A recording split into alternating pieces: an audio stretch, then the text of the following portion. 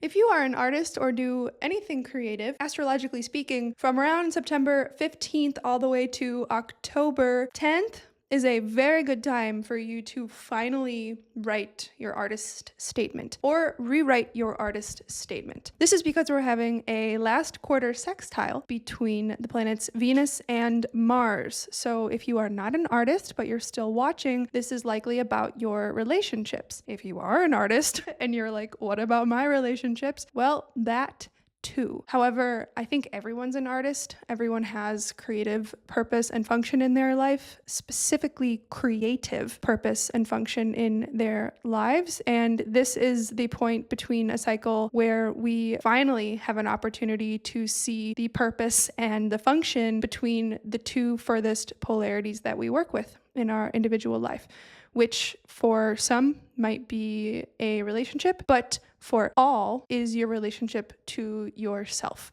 which most often you can see that in how you are enjoying your life based on what you're choosing to do, based on your creative practice. So whether you're a professional artist or you just dabble, or you are like my dad and you're like, my office job is very creative. I don't doubt that, okay? We're in a world and an age now where everyone is creative and you have to be creative to survive. That's it. And it's only going to become more and more like this as time chugs and churns forward. In this video, I'm going to break down 3 things, specifically this sextile between Venus and Mars, why I'm giving this month-long window as a very, very powerful opportunity to actually do something, to follow through, to act. I'll give you some practical tips on what I think is time to do. And lastly, I'll put it into context with the other astrology that's happening around this sextile. So let's go into it. Firstly, what is a sextile? There are 2 different types of sextiles. There is a first quarter sextile, and that happens when a planet is 60 degrees away from another planet. That's the first quarter sextile. That means that relationship between the 2 planets has just begun. Okay, every 2 planets have a relationship to each other that follows a cycle. The second type of sextile, which is the one we are looking at today with Venus and Mars, is called the last quarter sextile. That is when they are 300 degrees apart, 300 out of 360 degrees apart, which means that is the completion phase sextile. A sextile is easygoing energy and actually opportunistic energy because the 2 elements blend quite well together. There is a forward-moving function that happens when the 2 energies combine. However, it can be missed. You can miss this opportunity because it's kind of low-hanging fruit, for example, but you're not going to miss it because you're paying attention to what I'm saying, and it's also probably coming up in your life if you are even interested in subtle details like this. So September 15th, we have Venus coming into a last quarter sextile to Mars, which means that Venus has already gone through 300 degrees of her relationship, which lasts 360 degrees. She has already gone through 300 degrees of her relationship to Mars. So what is that about? Okay, Venus has already passed all of the major chokeholds, all of the major roadblocks, all of the major choice points that she will in her cycle to Mars. So what is her cycle to Mars about? This is again about polarity and about balance. This is inherently a Libra scenario when we are talking about Venus and Mars together. It's about self and other, and it's about our inner dynamic as much as it is about our outer dynamic, our external dynamic. And to understand the purpose and what I was saying in the beginning, what purpose and function your art practice has or your relationship has, or maybe both, you need to understand where the cycle began. Of course, take into consideration your natal chart because we are talking about astrology right now. But if you want to tune in to a more collective theme and you want to just understand yourself as part of something greater instead of such a self-focused energy right now, we can look to the transits, right? When did the last Venus-Mars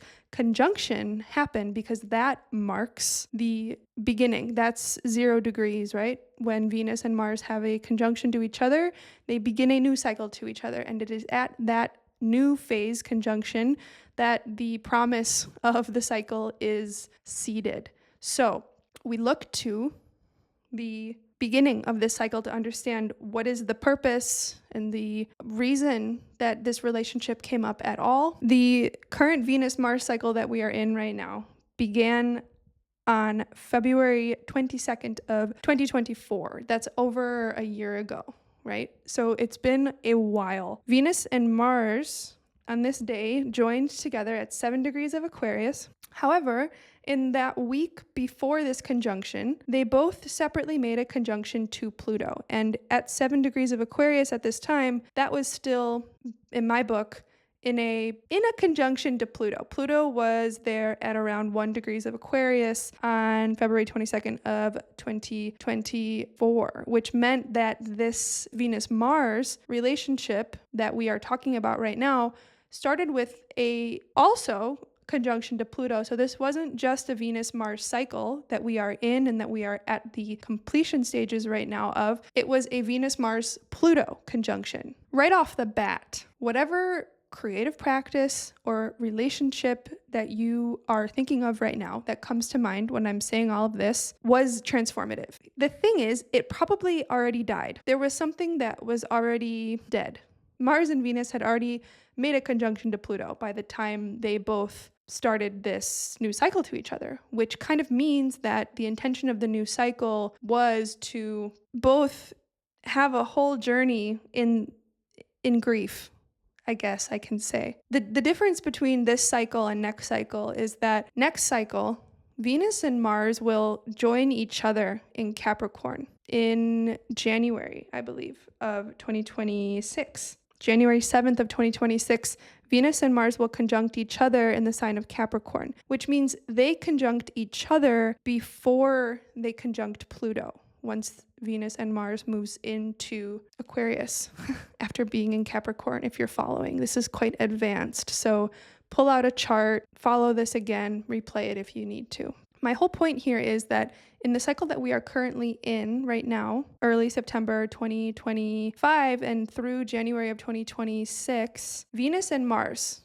were having their own journeys, in context to Pluto. Both Venus and Mars had met Pluto at the end of the last journey. And so they're not necessarily fully unified in their Pluto experience right now. We have like two individuals who are deeply, deeply still sorting a lot out and maybe aren't even in relationship to each other anymore at this point, but there was an exorbitantly catalyzing experience that needed to be reconciled between these two people or within one person in a creative practice. And yet there seemed to be no clear right or wrong. There was just like a death.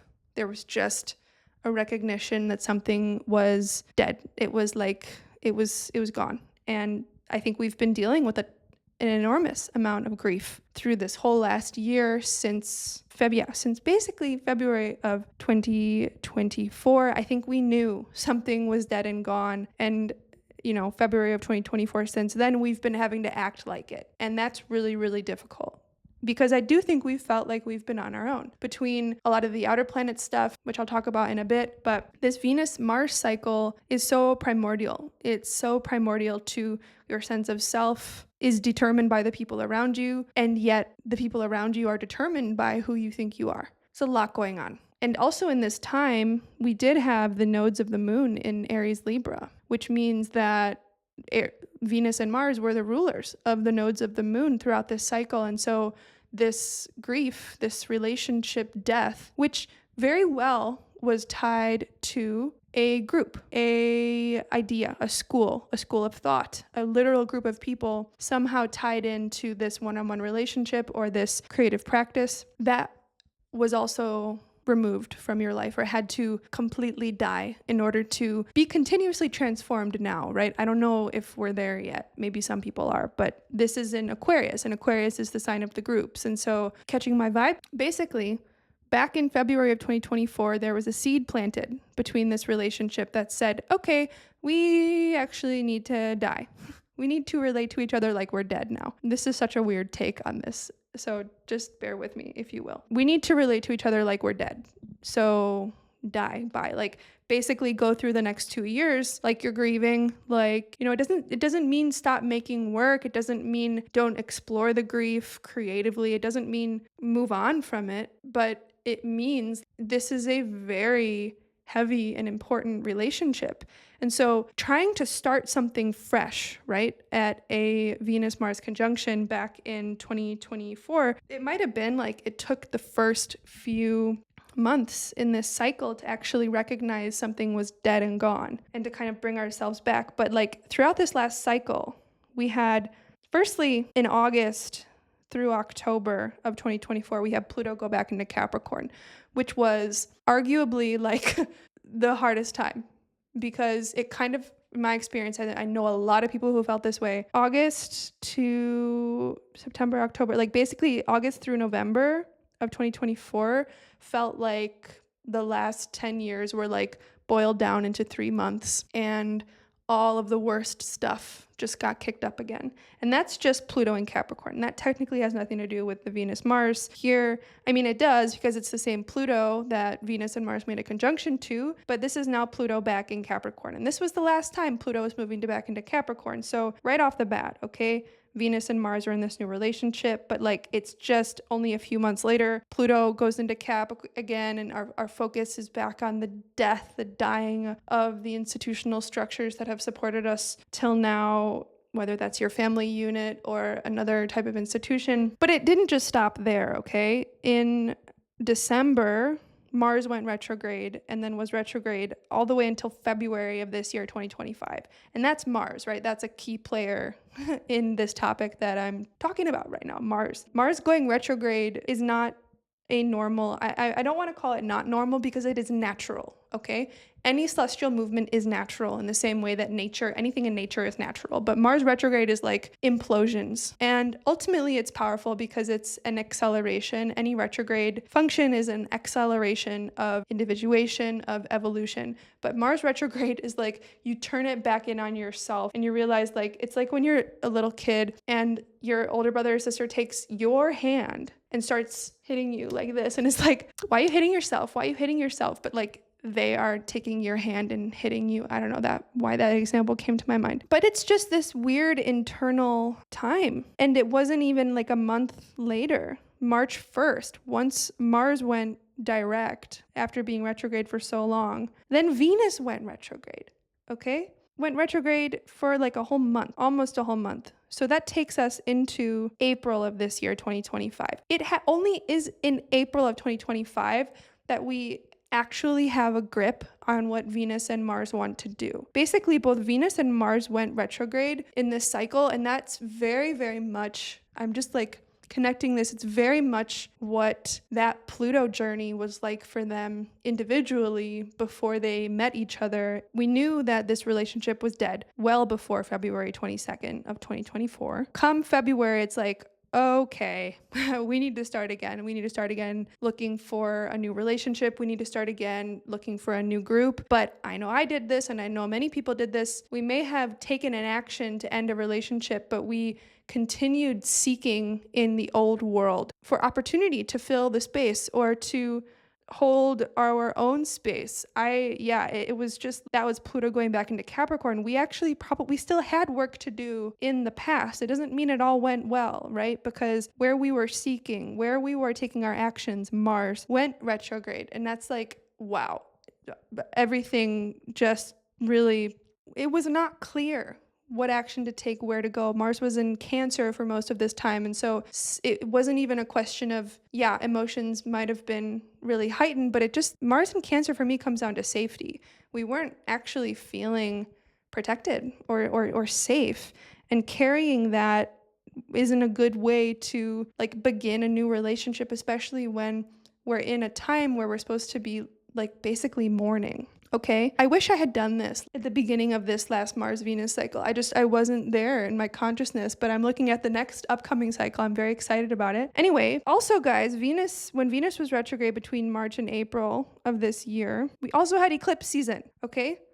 And that Venus retrograde coincided with a Mercury retrograde, which was all on the cusp of the Pisces-Aries axis, which is like the cusp of everything and one thing. I mean, the whiplash was enormous, like going back into the deep past in Pisces and in Capricorn, and then being immediately shot out into the new with Aries that happened like in such quick succession throughout the first half of this year, 2025. And it really only isn't until now, I would say. We had that last quarter square to Mars earlier in July, on July 21st. That might have been the first time that we could actually connect to the perception of our creative practice or the perception of a partner that was actually clear. But a last quarter square at this time, July 21st, and that time, a last quarter square is about leaving. It's not about starting again. A last quarter square is about recognition that this is actually a limitation and that I need to break free. I need to maybe hold the same intention. I need to hold the same desire. I don't need to throw myself out, but I need to widen my scope here. That's the last quarter square. And then what happens now at this last quarter sextile, because it's not running into any problems, right, in the next few months here, and we're not really coming out of very many problems anymore. All of these planets are now past their retrograde shadows, which means that we're probably not feeling as much intuitive uncertainty about whether, like, what's the status of our relationships or what's happening in our creative practices. On the contrary, and this is where I think I want to start giving some tips. The clarity that we have right now is absolutely amazing, absolutely incredible. Venus is in Leo. Venus is ruling Mars in Libra. And so there's an inherent connection between these two planets that are already forming this relationship to one another, this last quarter sextile, which means that there is something very, very clear happening, and it has to do with your creative practice, Leo, and it has to do with your relationships, which is Libra. Here's my tips. Number 1, write an artist statement. If you are an artist, it's time. You might already be feeling it, like you have a lot of clarity on what your practice is, on what you're doing. If you already have that down, go tell it to somebody. Go share it with someone. Whatever stage you are at in an artistic process right now, take it to the next level because you have it. And this is not something to be edited again. I need to affirm to you, this is something I needed 5 years ago, okay? You're right. You're right. Whatever you're doing in your creative practice, especially right now, you're right. You are on track. Okay? More time is not going to help you find a different conclusion about who you are as an artist or as a person. It's the same thing as like sharpening your freaking CV. And I hate that I'm saying that, but it's like, what is the job that you actually want? Who are you? What are you here to do? What is your purpose? What are you giving yourself to so wholly with your attention? What are you looking at? What does it mean to you that you're looking at that thing? Okay?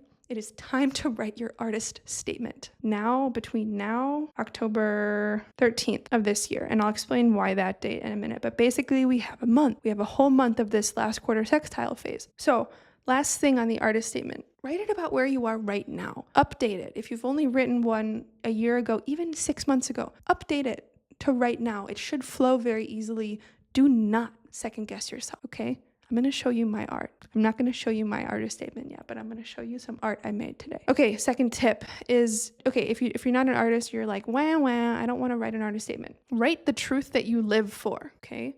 Write the creative truth that you live for. Dying is very easy. Dying is very easy. We're all dying all the time.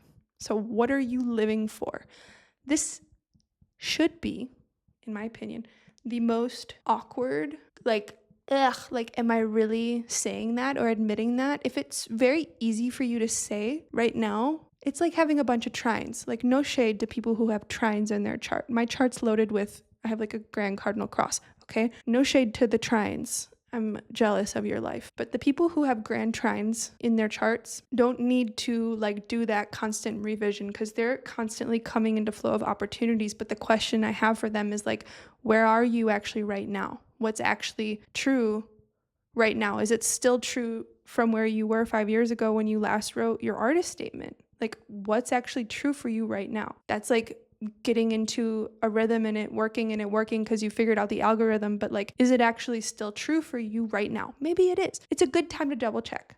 Okay, back to this piece of dying is easy. What about eternal life? I listened to another thing today that was echoing this, right? Like, if you could do this forever, would you still want to do it right now? Like if you knew you'd be doing this in at least 10 years, the same thing, would you still be doing it? Dying is easy. What are you living for? What edge are you exploring? Notice these first two are not about other people. So I did mention this is about art, which I think I've talked about, but I also mentioned this can be about relationships.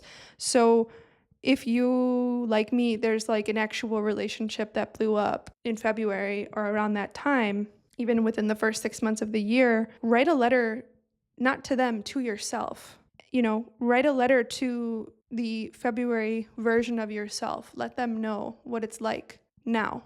Because I remember before I did what I did, I was thinking, I was very much so like I am right now. I was thinking to myself, I was like, the version of me that already did this, what does she have to say about this? And I don't remember what I got, but I remember now, like it's very clear what I would tell her now. And part of that is that decision isn't going to change your internal state, but that decision will change what your options are and what your choices are. And sometimes that's the most important thing. Not in like a restrictive way, like I don't feel like I have less options now. In a weird way, I have more. Anyway, that's my stuff. Do you see what I mean? Talk to the version of yourself before the big shift happened in this relationship, whatever it is, family, friend, business partner, whatever. Talk to the version of yourself before whatever the shift happened. See how much wisdom you've gained.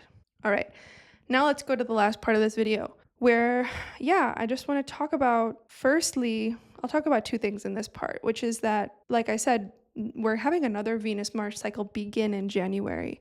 And then secondly, that is sitting kind of nested within larger cycles, infinitely so. It's like an unending Russian doll in astrology to a certain extent. But this Venus-Mars cycle is nested within this larger Saturn-Neptune cycle, which only recently has been really sinking in for me of what this actually means, the Saturn-Neptune cycle. And it's starting to feel a lot more like the Pluto going back into Capricorn time than I expected.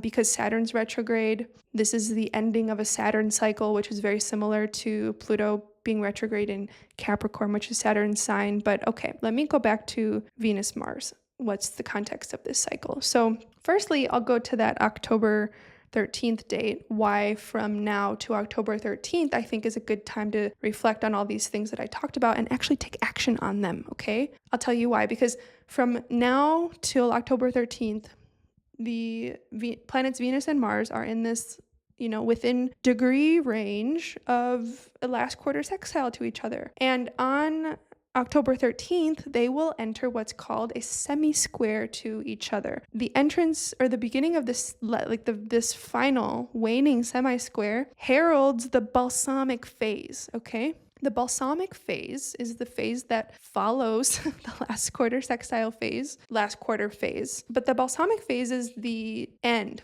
It's the culmination. It's like Pisces. It's like everything starts to kind of dissolve and reset. And Venus and Mars are coming closer and closer to each other. So actually, we have better and better of an understanding of our own inner unity and our own inner self. Like we're not seeking outside of ourselves for relationships as much. There's a contentment, and moreover, whatever this decision we made at the last quarter square, right? Earlier when I said Venus in her last quarter square to Mars recently was like, this ain't it, it's got to be something else. I got to widen my perspective. Venus finally gets to feel that widened perspective, which is a direct relationship with God. That's what happens in a Venus-Mars balsamic phase. It's a very otherworldly feeling. I have this in my natal chart. It's a very otherworldly phase because Venus and Mars are not really operating in an earthly sense. It's almost like having any planets in Pisces. You're not operating on Earth. You're operating with such a wide expanse field of consciousness. And when it comes to Venus and Mars, yes, it's like masculine and feminine, but it's also like me, what I love, and what I do. And so when these are unified in the balsamic phase, we start to exhale and let go a little bit. And so what's different about this last quarter sextile versus the balsamic phase is at the last quarter sextile, we actually have things to say. Once we get to this balsamic phase, things just start to blur out a little bit and we start to become kind of content, dare I say placid. This last quarter sextile is activating. We have something to do here. But like a sextile, we can miss out on the opportunity because it can feel very subtle, right? It is becoming ephemeral imminently, but that's not happening right now. We have about a month before this shifts phase. It's interesting. It's happening around eclipse season and la la la. I really, really like this. Okay. So whether it is like your actual written artist statement this month, there's so much Virgo energy. So I just think the amount of clarity that we have is incredible. We can write this stuff down. Like, that's why I'm focusing on this idea of the artist statement. But yeah, and then at some point later on, I'll do probably a video on the upcoming Venus-Mars cycle. Saturn and Neptune are in a balsamic relationship to each other right now. This is enormous. This is very important. And there's a very clear message I got today from people I'm speaking to as I'm sharing my own stuff that I'm working through. So I might not look like it, but I'm pretty Saturnian in my own way. I have Saturn in Aries. It's on my South Node. I feel very connected to my own authority, to my own sense of self. I feel like I know who I am. And I have always sought out structures that benefit me. And sometimes those are institutional structures. Sometimes those are specific teachers. And I have quit structures very easily when I see that they're not benefiting me anymore. And I see them as, in their Capricornian delusion. The Capricornian world is very soon to no longer stand on its feet, which means the world of bureaucracy as we know it, what status means, what it means to gain certain achievements, right? These are really starting to change. But I noticed my own block with it. I really was wanting something to be more structured in my life, in a group scenario, okay? Pluto and Aquarius. And I was reflecting with my peers about it, and they kept reflecting back to me, we have to let this be what it is. We are not bound by anything. We have to trust, and we have to not shove things into containers anymore. I used to be so big on this idea of the container, like you needed a container to have the right growth for yourself. And it was only when you were correctly bound that, you would actually feel full freedom. But I'm realizing that even that is kind of a trap. And I think that that's the lesson of Saturn being back in Pisces and being retrograde right now. We have to let go again and again of needing things to be not where they are. We need to see the structure that's already present. And it's not about saying like yes or no anymore. And like, this is me, this is not me anymore. But it's about realizing we actually want something so beyond this paradigm. But because this is the balsamic phase, we're in the dark. And that's just something we have to accept. We're in the dark, okay, until February 22nd. February 22nd, 2026 is when Saturn crosses Neptune in Aries, and Saturn begins a new relationship to Neptune, which means we get to build a new dream. But right now, we are letting a dream go. It has been not an easy time to let this dream go. There's many other ways to put it, okay? It's not going to be a dream for everybody, but we are dissolving our identity. It's not to say don't build anything right now, but the type of refresh that we're getting early next year, we've never ever felt before in our lives. You could say that maybe about every single day, which is a really good attitude to take. I like that attitude a lot. But putting this Venus-Mars last quarter sextile in that context and knowing that, okay, we'll have basically until January 7th to restart. Basically, we are finishing up this last relationship cycle until January 7th. And then a month later, we are starting this new dream. End of February 2026, we're starting a new dream. But we're probably starting a new dream on the back of a new relationship, okay? Venus, Mars will make a conjunction to each other in the sign of Capricorn, 17 degrees Capricorn, January 7th, 2026. It's going to be a big, first 2 months of this next year. And really, these next 6 months are all about going back. And, that's why I really like this Venus-Mars sextile scenario we're in right now, because otherwise we can get so lost in the sauce, proverbially or literally, of the disillusioning space, like almost apocalyptic time that we are living in, and have no grip to say or to feel like things will ever change. They will change, but they'll change because we're going to change, because we're going to spend these next 6 months surrendering. But the irony is, and what's going to feel good right now is actually getting on paper who we know ourselves to be. That's going to be thanks not just to ourselves, it's to our creative efforts, to our relationships. And I think that we've been through the gamut since 2020 in testing, Jupiter-Saturn conjunction, in testing what is actually working, what's actually right, okay? And of course, it was earlier this year, we also had this Jupiter-Saturn square, that first quarter square since they made their conjunction in 2020. So 5 years later, we're finally ready to say it out loud. Who are you? What do you believe? What do you stand on? Say it out loud. See what happens. You're going to recoil, or are you going to actually keep going? This is a time to keep going into the abyss. It's not going to be an abyss forever. We get out of the abyss at the end of February of 2026. Basically, this next month, our work is to say who we are. That's it.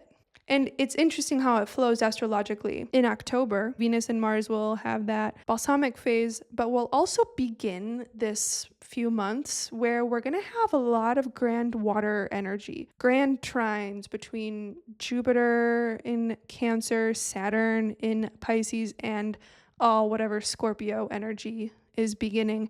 And we're still going to have some more grand air stuff happening when things move into Libra first. So there's a lot of continued opportunity throughout September, throughout October, and even into November. And I think it's transits like these, like this Venus-Mars sextile, that will actually ground us in something instead of like keeping us out at bay, you know, almost drowning. Like, because that's what it can feel like when Saturn and Neptune are in this balsamic conjunction to each other. Saturn only moved into Pisces again like a week ago, but I am so surprised at how much I felt like I needed this. And I got a little sad earlier today thinking that, it's going to be 30 years until Saturn goes back into Pisces, and we will never see Neptune back in Pisces again after this year in our lifetimes. Unless you want to live forever, which sometimes I want to live forever. So who knows, maybe I will. But point is, Neptune in Pisces is one of the most healing, powerful, forgiving, creative, just miraculous signatures. And we can't lose sight of that. We'll be getting, like I said, a lot of these grand trines happening in the next few months. And so I think we will begin to really, I got chills, like let loose. Do I have anything else to say? I don't think so, but I'm going to show you my art. I really love the texture of the paint. I don't really know what this is. I think it's obviously a planetoid object, but I don't know if it's the moon or something else. I had a very vivid dream last night that really shook my bones, and it was about a painter and a painting with a bunch of planets in it. This is my favorite one. I don't know if it's done, but it's on copper. And I handmade the paint. So I'm a painter. I make my own oil paint. And that's this dark copper you see. That's handmade oil paint. This other lighter paint is actually just gesso and pigment. And same with the yellow, but it's on copper metal. And I was just playing around with it. So there's different surfaces. I'm really loving the metals. I will always love wood too, but those are my paintings. Maybe at some point I'll share my artist statement because I just yelled at everyone to do it here. That's all. I really hope you take advantage of this last quarter sextile between Venus and Mars and hold yourself with the utmost compassion in this time, this next 6 months. That's it. Okay.